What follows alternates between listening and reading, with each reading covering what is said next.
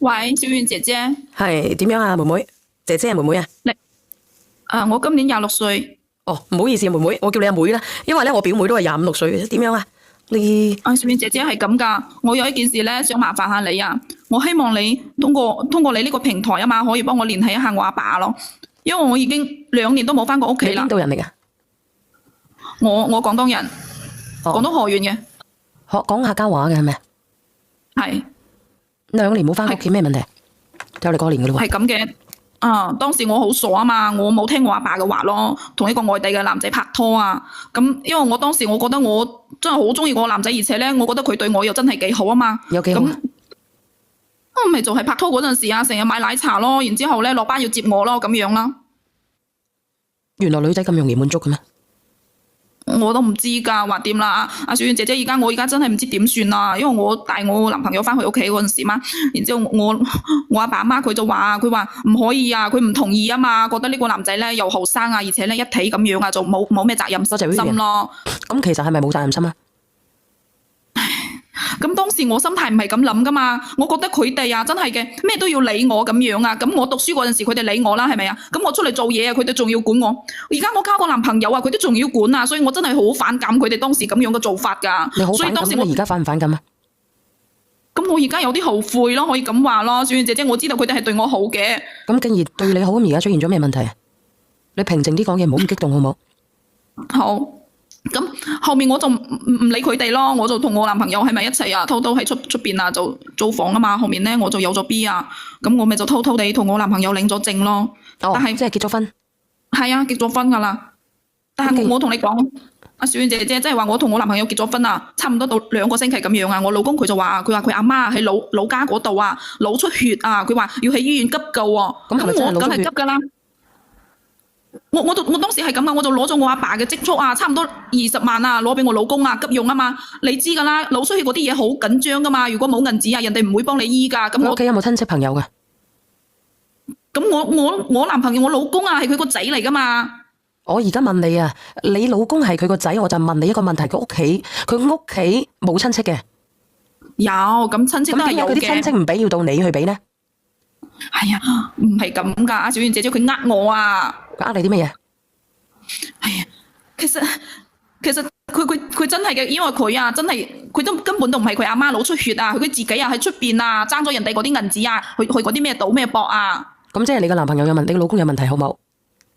係啊。咁點啊？咁但係呢嗰啲銀紙都俾佢用咗啦，但係我阿爸打電話俾我，佢就鬧我啊嘛，佢話叫我啊即刻將嗰啲銀紙啊還翻俾佢啊嘛。但係我當時我諗到嘅係佢阿媽腦出血啊，我就要去攞俾佢啊嘛。後面我就仲拉黑咗我阿爸添啊。你拉黑咗你阿爸，你係而家一直都冇聯繫係咪？係啊。你自己翻去啊，唔好去打嚟打去呢啲嘢，你自己翻去啊。你自己翻去啊？你嫁咗去邊度啊？係啊，好遠嘅外省。我而家問你啊，我哋廣東省。你唔願意講你邊度，算數啦。你自己翻去啦，妹，你自己翻下去。如果你2年冇翻去嘅，你翻下去。你唔好話我打個電話點樣，你話唔好意思嘅，有咩唔好意思啫？就嚟過年啦。但係我同你講啦，而家雖然話好快過年啦，但係我男朋友佢係借題發揮啊嘛，佢當時佢真係同人哋爭咗好多數啊。其實佢阿媽咧，你而家冇擺酒嘅係咪？你到底結咗婚未？你話你男朋友，你話老公定係老公？男朋友就男朋友。老公啦，我攞咗證啦嘛。咁你點？攞咗證咗，咁後面咧我咪就咁樣咯，因為我知道咗之後，我梗係同佢發嬲噶啦，係咪啊？我話我咁樣對你啊，而且咧我而家有咗 B 啊吓，你爭人哋咁多數，我點算啊？以後我點算啊？佢仲跪低啊！佢當時真係跪低同我講噶，佢話佢以後咧一定會努力還錢啊嘛，佢就會努力將嗰啲銀紙還翻俾我阿爸噶嘛。我而家問你，咁如果係咁樣嘅，咁佢跪低，佢還咗咩啲錢？咁我梁仔，快啲幫我爭條佢噶啦吓。咁當時我都冇辦法，因為我當時我肚裏邊有咗 B 啦，小遠姐姐，我冇辦法啦。你冇辦法，咁你覺得呢個男仔可靠咩？如果係咁樣，佢一直咁呃你。後面我都想啊，如果佢可以努力搵份工做咧，咁佢有冇嘢做一直以嚟？唉，冇啊。咁冇嘅話，咁你點繼續落去咧？你點生活咧？你而家咁我咪就話咯，而家我同你講啊，我要同佢嗌交啊，咁一同佢嗌交咧，佢心情唔好啊，佢自己咧就飲咗嗰啲啤酒啊嘛，飲咗之後咧，佢又自己揸住摩托車又出去玩啊咁樣啊，後面咪而家就嗰啲摩托車啊，就撞喺個樹邊啊，就咁樣，而家個腦啊又喺醫院啊，佢而家我都唔知點算啊，所以啊，小燕姐姐啊，而家我老公佢自己啊，真係而家喺醫院啊，醫咗成兩三個禮拜，但係咧都仲未嗰啲啊出嗰啲 ICU 噶。咁你想點樣啊？咁你話點樣啦？佢父母點樣諗啊？你老公嗰邊嘅？哎呀，我打過電話噶啦，佢阿爸肯定嗰啲噶啦，但係咧佢阿爸都話佢屋企真係冇錢啦，有錢都攞咗出嚟啊嘛。咁你冇有錢都攞咗出嚟噶，咁你而家點樣啊？咁你冇辦法醫噶咯喎，依家，咁你自己有冇能力啊？我梗係冇啦。咁你冇能力，咁佢父母又冇能力，咁你叫點算啊？你嘅意思啫？我意思即係話，可唔可以再求你啊，幫我打個電話俾我阿爸啊？我阿爸咧，如果佢見到我咁樣啊，佢唔會見死不救噶嘛。咁你點解唔自己翻去咧？我真係覺得好冇面咯，小燕姐姐。點會冇面咧？你走翻去，如果你攞錢嘅，你就費事啦。老實講啦。咁梗係要救人先噶嘛。咁你有冇諗過你自己父母有幾難受嘅咧？啊，你自己佢養到你咁大。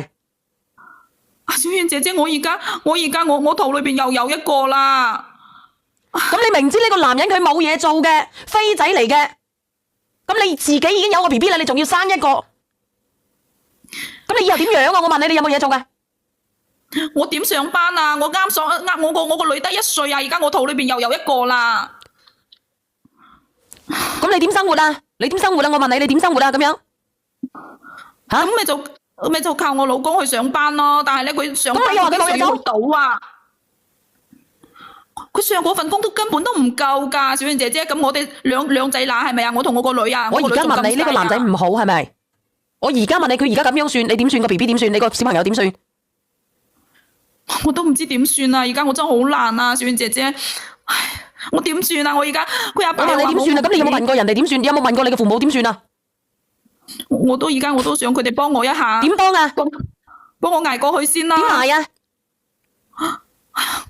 點捱啊？我問你點捱？點捱？我而家真係冇銀紙使噶啦！我而家點算啊？而家醫院催緊我條數噶，我真係冇辦法啊嘛！我可以借我都借咗噶啦！我老公我問你，你有乜嘢條件去問人哋借？如果係你會唔會幫啊？直播間嘅人，你有乜嘢條件去問人哋借？你陀住個 BB，你抱住個小朋友，你用乜嘢條件去同人哋借？就算你走去同人哋瞓，人哋都瞓唔得到你，唔夠膽去瞓你，你點樣去還呢筆錢？咁我咪只得我阿爸咯，但係我打電話俾佢，佢要唔接我電話。你拉黑佢點接你啊？我阿爸啦，你拉黑佢點接你啊？我用其他電話打俾佢啊，佢一聽到我把聲啊，佢都唔聽我話啦。咁佢點聽？我問你，你點聽？咁我點都係佢個女啊嘛，我親生女嚟噶。你親生女又點樣啫？你點樣去對佢啊？你成年噶啦，你26歲女噶啦。我知道我錯咗啦，我真係知道啦。而家我救人啊，一條人命喺個醫院嗰度啊，小燕姐姐，你真係要幫我。我同你講啊，你父母生你咧係前世欠咗你嘅，今世還嘅，今世還清噶啦。你唔好好似隻嘴債鬼咁樣嘴嚟嘴去啊！講真啊，其實我都好嬲嘅。你哋話咧，直播間嘅朋友仔，你覺得咧？你覺得應唔應該去同佢父母傾下咧？你唔好出聲住，姐姐，我封咗你咪。你唔好出聲住。我真係冇辦法啊嘛，你自己睇睇啊，阿妹妹你自己睇睇。唔乜嘢啫？有咩好唔啫？你哋要我同你講，我同你講啊，妹妹，我同你講，你而家有個女，你後邊會好苦嘅。我點個咁講咧？你仲有一個，你以後個小朋友點樣？我問你啊，你以後個小朋友點樣？咁我梗係萬一你個老公救唔到嘅啦，我唔係講啲難聽嘅話，有個冬瓜豆腐嘅，咁你後邊兩個女點樣？兩個小朋友點樣？你自己抱住嗰個點樣？個肚入邊嗰個點樣？我唔知啊。咁你再走翻去靠你父母，你而家如果你父母幫助得到你呢度，你後邊兩個小朋友，如果你個男朋友好話唔好聽瓜釘咗嘅或者殘咗嘅，你以後點面對？咁你幫我諗下辦法啦，小燕姐姐，我阿爸唔會就咁樣望住我咁樣噶。咁你能夠點樣啊？你走翻去認錯啦，你走翻去認錯睇下佢點樣啦。因為佢係你父母，佢欠你嘅，佢冇辦法。但你話去傾嘅冇嘢好傾嘅。呢個小蘭花講得啱嘅，你天生反骨。你知唔知咩叫反骨啊？即係話你餵唔熟㗎。但係我覺得佢哋以前成日都咩都要管我啊嘛，咩都要管，咩都要聽佢哋嘅，咁我就覺得佢哋真係。咁你覺得佢講得啱唔啱啊？佢話佢管你，佢點解要管你咧？就因為你係佢個女，佢點解要管你？我問你，如果你係一個陌生人嘅，佢點解會管你嘅啫？我問你，你而家自己係咪為人父母啊？你自己都係人哋嘅媽咪，你會唔會管你個女啊？如果你個女明知前邊係錯嘅，條路錯嘅，你唔會管佢嘅係咪？你要等佢踩落去係咪？哎呀，阿小婉姐姐啊，我知道你啊，影響力好大噶，話唔埋咧，你講幾句佢就聽噶啦。我唔好講呢個嘢，阿 Vivian， 你你同佢講個嘢，我隻腳好痹。靚女啊，你呢一世人咧，你做人你都冇帶過腦嘅，你知唔知你一步錯步步錯，但係到而家，直到而家你練上嚟，你走投無路啦，你都冇話你自己錯，你都係話你父母管你。你知唔知你父母點樣管你？因為你一開頭就錯咗。如果你唔錯，你父母係唔會管你嘅。你唔聽咁，而家你惹到咁樣，搞到你自己咁樣，你又翻轉頭同你老豆講一聲對唔住，咁你又要你老豆繼續養你老公，養埋你嗰兩個小朋友啊？我諗住係咁噶，如果唔係我點算啊？咁你叫你老豆點樣幫你啦？你仲要繼續錯落去喎？你個窿咧越擘越大，擘到而家呢個窿大到你填唔翻，你仲要繼續擘落去，咁你點啊？你連累陀衰埋你老豆老母啊？你自己衰就好啦，你做咩陀衰兩個老人家啫？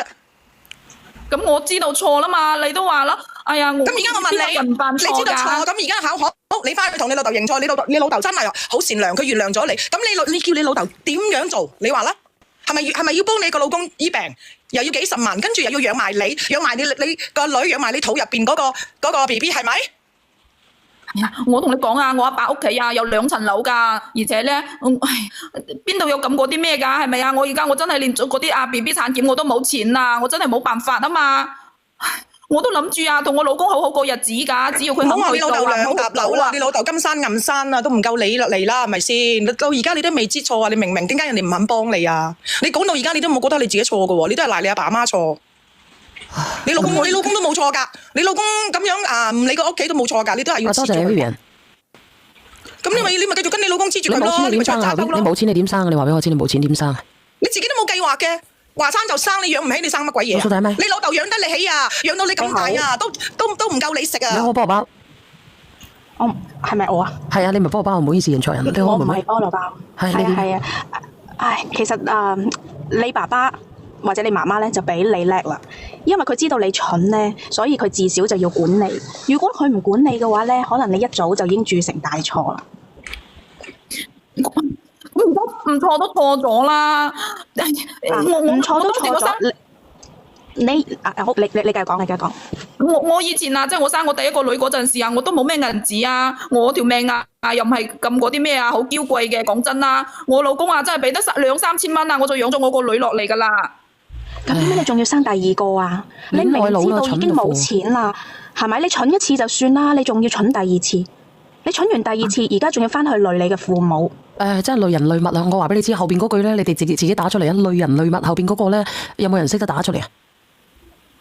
咁我哋兩個仲咁後生啊，小燕姐姐，我同我老公啊。我唔講你後唔後生啊，你要為你自己嘅女兒打算，為你自己肚入邊嘅 BB 打算啊！累人累物，唔係害自己啊！累人累物啊！後邊嗰個啊，乜嘢冇用啊？冇錯，你有1148，唔死都冇用。唔係啊，其實因為其實你點唔好意思嘅啫，我真係唔明白你點解你講得出嗰句話。你話你阿爸，你仲要怪你阿爸阿媽管你呢句話，你仲講得出口？呢個1148你講得啱㗎，後邊啲都唔講得啱，就係嗰個像乜嘢都冇用，就係呢句話啦。唉，唔係累街坊啊！你哋真係唔明嘅咩？我咁後生啊，我覺得佢哋啊真係嘅咩都管埋啊，就覺得唔中意咁樣噶嘛。所以我當時我都覺得我可以同我老公咧可以。所以你行錯咗咯，唔好話俾佢聽。咁我想問你啦，你話你咁後生，你呢句話咩意思？你話你咁後生呢句話係話你蠢啦，定係話你天真無邪？是話你蠢，還是很偉大？我同我老公當時我老公嗌我嗰陣時啊，我就諗住啊，人都會犯錯噶嘛，咁佢以後會改啊，咁我跟住佢啊，我哋兩個一齊會越嚟越好噶，小燕姐姐。但係而家冇辦法啊嘛，天有不測風雲噶，佢而家都喺醫院嗰度啊。咁你知唔知道而家你咁衰係乜嘢造成嘅？係咪你阿爸阿媽管你造成嘅？你覺得係邊個造成啊？咁我嘅錯咩？我覺得唔係啊。你係咪嘅錯？唔好講呢個錯誤啊，係唔係？你唔好話俾我知係天意啊。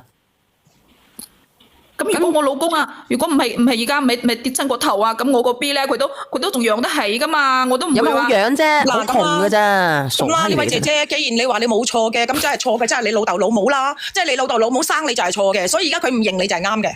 嗱，我同你講阿姐姐仔，你自己走翻去認錯，至於佢幫唔幫你咧係你嘅問題，因為你嘅人生咧係你自己做咗主嘅。你聽唔聽到我講嘢嘅啫？小遠，佢嗰啲認錯都唔係真心嘅，係個嘴巴嘴講啫嘛，佢個心仲喺度怨恨緊佢父母。